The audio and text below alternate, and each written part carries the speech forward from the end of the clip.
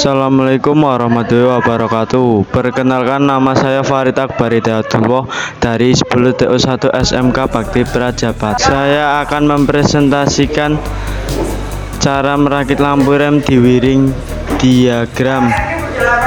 Sebelumnya kita mengecek tegangan listriknya.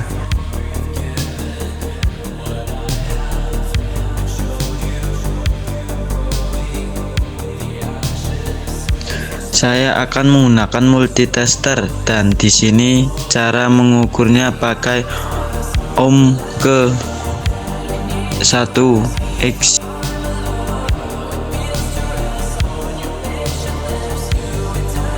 Oke, setelah itu kita pasangkan fuse ke saklar.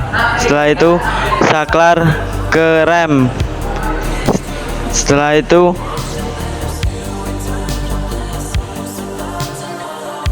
masa positif ke masa negatif.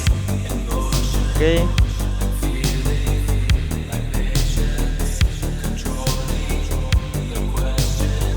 Ya, itu sudah menyala.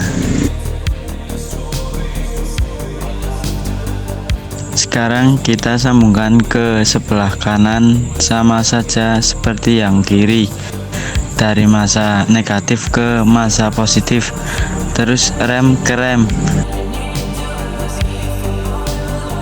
Ya, itu sudah menyala. Sekian, wassalamualaikum warahmatullahi wabarakatuh.